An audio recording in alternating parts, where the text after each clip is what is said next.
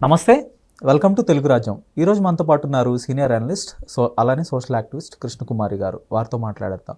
Madam నమస్తే. నమస్తే madam, Pawan Kalyan గారు ఇటీవల తూర్పుగోదావరి జిల్లా రాజమండ్రిలో పర్యటన చేశారు. వాళ్ళ శ్రేణులతో అయితే తరచూ మీటింగ్స్ పెట్టి కొన్ని ఈ ప్రొఫెసర్ నాగేశ్వర్ అంశం కానీ, తర్వాత కాపు నేతలు కొంతమంది ఆయన్ని ఉద్దేశించి విమర్శలు చేసిన వీటన్నిటికీ సమాధానిస్తూ కొన్ని మాట్లాడారు.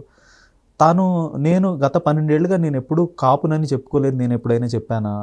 కాపు నేతను కాదు నేను. నేను ఒక భారతీయుడిని. నేను సుభాష్ చంద్రబోసు, భగత్ సింగ్ యొక్క ఐడియాలజీతో వచ్చిన వ్యక్తిని, ఇలా ఇలా చెప్పుకుంటూ వచ్చారు. కానీ 2024 ఎన్నికలకు ముందు మీరు కాపు కులభావం తెచ్చుకొని నాకు ఓటేయండి అని ఆ రోజు చెప్పడం జరిగింది. ఈరోజు దాన్ని ఆయన కన్వీనియంట్గా మర్చిపోయారు అనుకోవాలా, లేకపోతే ఏంటి? దీని గురించి ఏమంటారు? అసలు పవన్ కళ్యాణ్ గారిని విశ్లేషించాలి అంటే అంత ఈజీ కాదు. అంటే కష్టమని కాదు నా ఉద్దేశం. మనం కూడా చాలా వంకరలు తిరగాలి. అది సాఫీగా ఉండదు. అసలు క్రోనలాజికల్ ఆర్డర్లో ఆయన మాట్లాడినవన్నీ ఒక చోటకి చేర్చాలి అంటే మన వల్ల కాదు. దీనికి ఎవరన్నా పిహెచ్డి చేసేవాళ్ళు అయితేనే కుదురుతుంది. ఎందుకంటే అలా మాట్లాడుతూ గొప్ప గొప్ప వాళ్ళ పేర్లు చెప్తూ వాళ్ళే నాకు ఆదర్శం అని చెప్తూ మొదటిసారి ఎన్నికల్లో పోటీ చేయకుండా అప్పుడు తెలుగుదేశానికి ఆయనకి ఎవరికి మోడీకి సపోర్టింగ్గా ఉండి కాస్త వాళ్ళు గెలిచేదానికి సపోర్ట్ చేశారు. చేసిన తర్వాత ఇంకా అప్పుడు అలా అన్నారు కానీ ఇలానే చెప్తూ ఉండేవాళ్ళు. ఇలా చూసిన తర్వాత మళ్ళీ 19లో ఆయన పోటీ చేశారు. పోటీ చేసి ఒక సీటే వచ్చింది. ఆయనకు అర్థమైంది ఆయన సంగతి ఏంటో. ఇంక ఇప్పుడు నేను ఏంటి చెయ్యాలి అనేది ఆలోచించి నేను రాజకీయాల్లో ఉండాలా వద్దా, రాజకీయాల్లో ఉండాలి అని అనుకుంటే గనక నేను నా పందా మార్చుకోవాలి. ఎందుకంటే ఇది వర్కౌట్ కాలా. నన్ను కాపు అని ఓట్లేలా, పెద్ద పెద్ద అంతర్జాతీయ జాతీయ విప్లవకారులు పెట్టుకున్నా నాకు ఓట్లేలా. ఇప్పుడు ఆ విప్లవకారుల పేర్లు చెప్పుకునేటప్పుడు కూడా అడపాదడపా ఈయన కాపులు ఈయన్ని ఇష్టపడుతుండేవాళ్ళు, ఈయన కాపుల గురించి కలలు గంటా ఉండేవాళ్ళు, వాళ్ళు ఈయన గురించి కలలు కన్నారు. అలా నడుస్తుంది. అంటే ఎక్కడా కూడా ఒకే విషయం మీద విత్ స్టాండ్ అయ్యి లేడు అనేది నా చెప్పటం నా ఉద్దేశం. ఇక్కడ ఇలా నడిచిన తర్వాత ఈలోపు మధ్యలో 1-2 సార్లు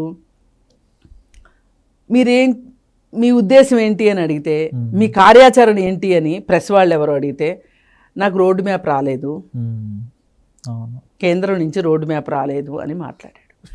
ఆ తర్వాత ఇక వాళ్ళకు కూడా అర్థమైపోయింది ఇతనికి ఎంతో కొంత జనాల్లో పలుకుబడి ఉంది, ఇతనిని మనం వాడుకోవచ్చు, ఇతను మనకి ల్యాడర్గా ఉపయోగపడతాడు, నిచ్చెనగా ఉపయోగపడతాడు అనేది బీజేపీ పెద్దలకి అర్థమైపోయింది. అర్థమైపోయి ఇంకా పూర్తిగా అతన్ని వాళ్ళు స్వాధీనపరుచుకున్నారు. ఎప్పుడైతే స్వాధీనపరుచుకున్నారో ఈయన్ని, ఆయన చెగువేరా గురించి మాట్లాడటం మానేశారు, విప్లవం గురించి మాట్లాడటం మానేశారు. అంతకుముందంతా నేను పుస్తకాలు చదివాను అని చెప్పేవాడు. అప్పటి నుంచి పుస్తకాల గురించి మాట్లాడటం కూడా మానేశాడు ఆయన, మనం గమనిస్తే. మానేసేసి అడపాదడపా కాపు సామాజిక వర్గం వాడిని అని ఆయన గుర్తించుకోవటము, అలాగే కాపు సంఘాల వాళ్ళు కూడా ఈయన ఫోటోలు పెట్టుకోవటము, జనసేనలో కూడా కాపులు ఎక్కువ జాయిన్ అవ్వటము, ఇదంతా నడుస్తూ ఉంది. ఈ టైంలో ఇక ఎలక్షన్లు వచ్చేస్తున్నాయి, 24 ఎలక్షన్లు వచ్చేస్తున్నాయి. ఈ 24 ఎలక్షన్స్ వచ్చేటప్పటికి ఖచ్చితంగా ఈయన అవసరం బీజేపీ పెద్దలు గుర్తించారు. జగన్మోహన్ రెడ్డి గెలిచేది కష్టం, గెలిచేది ఎంతైనా చంద్రబాబు నాయుడికి ఎడ్జ్ బాగా ఉంది అని అనుకొని వాళ్ళు చంద్రబాబు నాయుడు మీద కేసు పెట్టించారు. జగన్మోహన్ రెడ్డి చేత కేసు పెట్టించి ఆయన జైలుకి పంపించి అప్పుడు ఈ డ్రామా స్టార్ట్ అయింది. ఈయన ఆ ఇంట్లో వాళ్ళకంటే ఈయన ఎక్కువ ఏడుపులు పెడబొబ్బులు, జైలుకి వెళ్ళి పరామర్శించటం, బయటకు వచ్చి మాట్లాడటం, ఇదంతా మొదలెట్టేశారు. మొదలెట్టేసేసి చంద్రబాబు నాయుడు గారు కానీ ఆయన కుటుంబం కానీ ఈయన మన కుటుంబ సభ్యుడు అంతటి వాడు ఆపద్బాంధవుడు అని వాళ్ళు అనుకునేలాగా చేయగలిగాడు. ఏదైనా నటన కాదు, జీవించేశాడు అక్కడ. జీవించేసేసి అది ఎంత దూరం వెళ్ళింది అంటే, మొదట్లో ఈయన అరెస్ట్ అయితే, చంద్రబాబు నాయుడు గారు అరెస్ట్ అయితే ఎన్డీఏ కూటమి స్పందించాల, కూటమిగా స్పందించాల. పవన్ కళ్యాణ్ స్పందించాడు కానీ ఇండియా కూటమి స్పందించింది. ఇండియా కూటమిలోకి ఎక్కడ చంద్రబాబు నాయుడు వెళ్ళిపోతాడో, ఒకప్పుడు థర్డ్ ఫ్రంట్ అవన్నీ నిర్వహించిన వ్యక్తిగా ఒక భయం అయితే వచ్చేసింది బీజేపీకి. వెంటనే ఈయన్ని ఇంకొంచెం డ్రామా ఆర్టిస్ట్ని చేసేశారు. ఎవరిని? పవన్ కళ్యాణ్ చేసేసి ఇక డిసైడ్ చేసేసుకున్నారు ఎన్డీఏలోకి తీసుకురావాలి. ఎవరి ద్వారా? మోడీ డైరెక్ట్గా మాట్లాడలేడు. ఎందుకంటే మోడీకి చంద్రబాబు నాయుడికి అంత దూరం ఉంది. మధ్యలో ఒకసారి లోకేష్ని ఢిల్లీ పిలిపించుకున్నారు. ఢిల్లీ పిలిపించుకుని మాతో తగాదా పెట్టుకుంటే పరిస్థితులు ఎలా ఉంటాయి అనేది 70 mm వేసి చూపించారు పవన్ కళ్యాణ్కి. అక్కడ నేషనల్ ప్రెస్ తోటి పవన్ కళ్యాణ్ చాలా గొప్పగా మాట్లాడాడు. చాలా ఎక్స్పీరియన్స్డ్ పర్సన్గా, చాలా మెచ్యూర్డ్గా మాట్లాడాడు. అతను మాట్లాడిన విధానం చూస్తే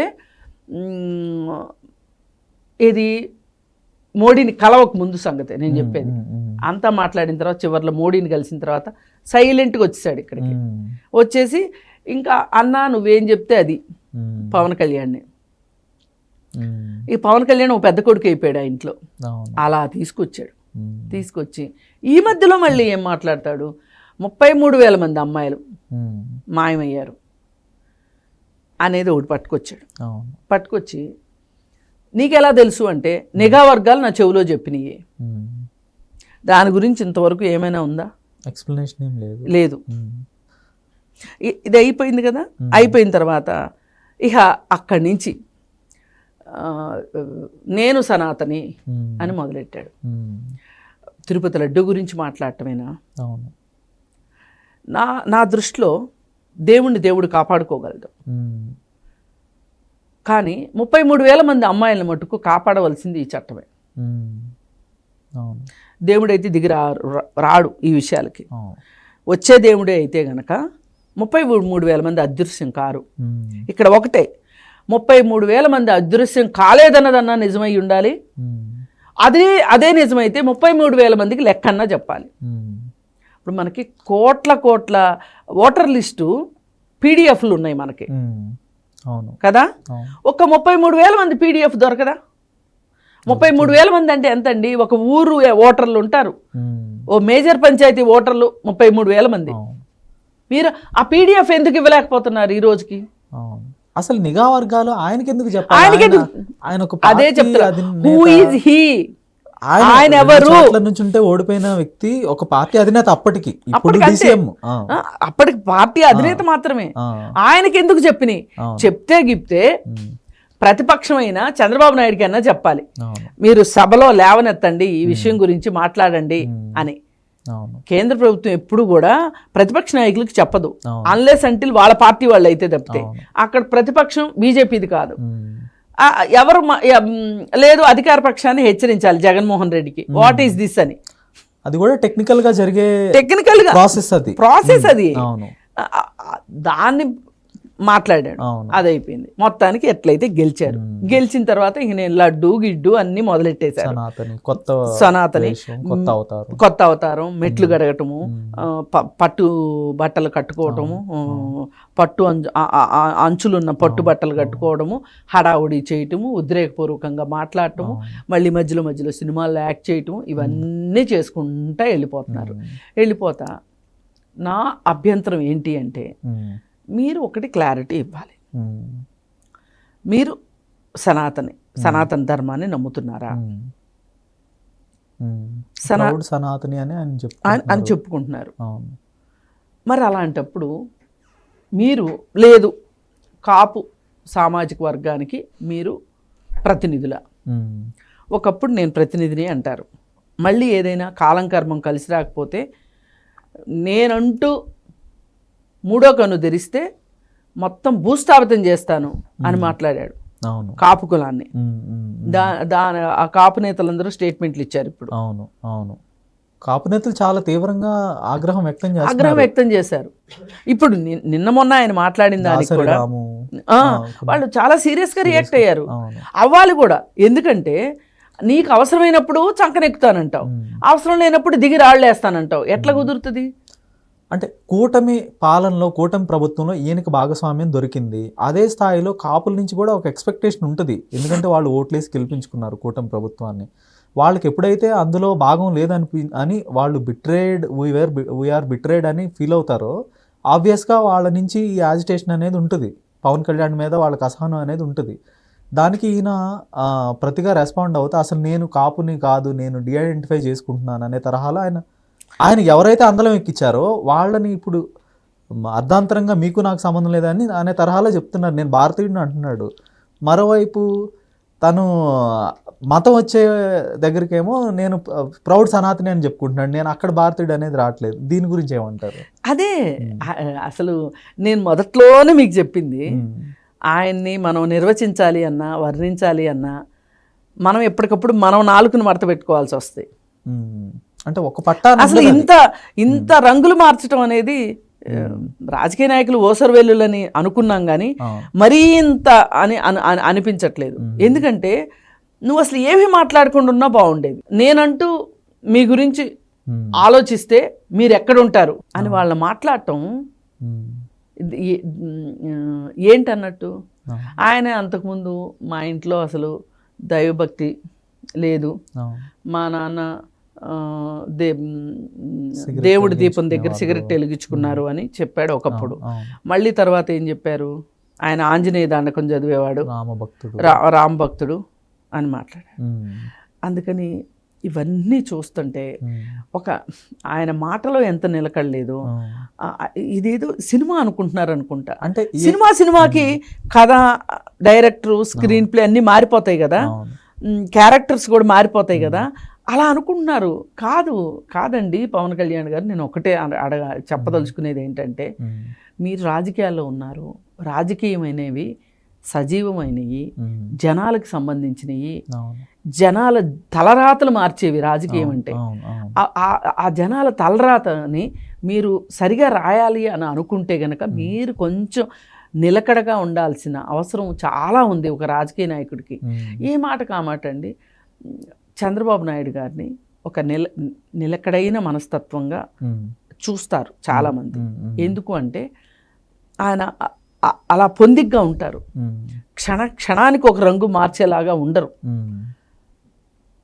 ఏదైనా ఒక సీరియస్నెస్ కనిపిస్తుంది. ఈయన మన కోసం ఏదైనా చేస్తాడు అనే ఒక నమ్మకాన్ని అయితే కలిగిస్తాడు. ఈయన మట్టుకు అస్మదీలో తెలీదు, తస్మదీలో తెలీదు, ఎవరికి ఏ మంత్రం వాడుతున్నాడో తెలీదు, ఏంటో తెలియదు. అంటే ఇంత నిలకడ లేని తనం ఒక రాజకీయ నేత, ఇంత నిలకడ లేకుండా ఈ పూట మాట్లాడింది రేపుకి నిలకడ లేకపోవటం, పదే పదే మాటలు మార్చేయటం, అడ్డదిడ్డంగా మాట్లాడటం, అడ్డదిడ్డంగా వ్యాఖ్యలు చేయటం, అంటే ఈ can say anything and get away with it, అలా ఉంది పరిస్థితి. అంటే ఎందుకంటారు, ఆయన సినీ నటుడు అవటం వల్ల అంటారా, లేదంటే ఆయన వెనకాల ఒక పెద్ద సమూహం, ఒక సామాజిక వర్గం అనే కోణంలో ఒక పెద్ద సమూహం ఉండటం వల్ల ఆయన ఏం చేసినా చెల్లిపోతుంది, సమాజంలో ప్రజలు వింటున్నారు అంటారా? కాదండి, మొత్తానికి ఇక్కడ ఆయన మనస్తత్వం అండి, నిలకడలేని మనస్తత్వం, కొంచెం చపల చిత్తం, చెంచల మనస్తత్వం ఉన్న వ్యక్తిగా ఆయన అలా ప్రవర్తిస్తూ ఉంటారు. అంతేగాని ఆయన వెనక సామాజిక వర్గం ఉంది అంటే, ఈసారి గనక నేను మన సామాజిక వర్గం అనే మాట కనుక ఆయన నోట్లోంచి వచ్చింది అంటే మటుకు ఇప్పుడు రేపు నుంచి ట్రోలింగ్ ఎట్లా స్టార్ట్ అవుతుందో చూడండి. ఇప్పుడు తీస్తారు అందరూ బయటికి, వీడియోలన్నీ తీస్తారు, పాతయన్నీ తీసి, అప్పుడు మేము కావాల్సి వచ్చాము, ఇప్పుడు వద్దంటున్నావు, రేపు ఎలక్షన్లు వచ్చినప్పుడు నీ సంగతి చూసుకుందాం అని. ఆయన వర్గమే, ఆయన సామాజిక వర్గమే ఆయనకి ఎదురు తిరిగే రోజు చాలా దగ్గరలో ఉంది. ఎందుకంటే అంతలా అవమానిస్తున్నాడు వాళ్ళని. వాళ్ళు ఈయన దగ్గరికి వచ్చారా, ఈయనే వాళ్ళ దగ్గరికి వెళ్ళాడు, నాకు ఓట్లేయమని అడిగాడు. అదే నేను అంటున్నా, ఇప్పుడు అవన్నీ బయటకు తీస్తారు. కులభావం తెచ్చుకోండి అని స్వయాన ఆయన నోటి నుంచి వచ్చిన మాటలే. అసలు ఈ రాష్ట్రానికి అన్ని కులాల వాళ్ళు సీఎంలు చేశారు, ఒక్క కాపు కులం తప్పితే అని కూడా మాట్లాడిన సందర్భాలు ఉన్నాయి. అందుకని అవన్నీ వీడియోలు ఇప్పుడు బయటకు వస్తాయి. ట్రోలింగ్ చేసే వాళ్ళు ఎప్పుడు రెడీగా ఉంటారు. వాళ్ళకి ఈయన మేత ఇస్తుంటాడు, అసలు నిజంగా ఈయన ఒక టాపిక్ అవుతుంటాడు. అందుకని ఏది ఏమైనా రాజకీయాల్లో మట్టుకు నేను చెప్తున్నాను మళ్ళీ ప్రజల తలరాతలు మార్చే రాజకీయ నాయకులు చాలా నిలకడ ఉండాలి, ఒక నమ్మకం కలిగించాలి ప్రజలకి, బాధ్యతగా వ్యవహరించాలి. ధన్యవాదాలు మేడం. హలో, తెలుగు రాజ్యం ఛానల్ చూస్తున్నారా? సామాజిక రాజకీయ జీవన చిత్రణే తెలుగు రాజ్యం. అతిశయోక్తులు అసత్యాలు ఉండవు. రాజకీయ కోణం కాదు, ప్రజా కోణమే కొలబద్ద. తెలుగు రాజ్యం వీక్షణ మీ ఉత్తమ అభిరుచికి నిదర్శనం.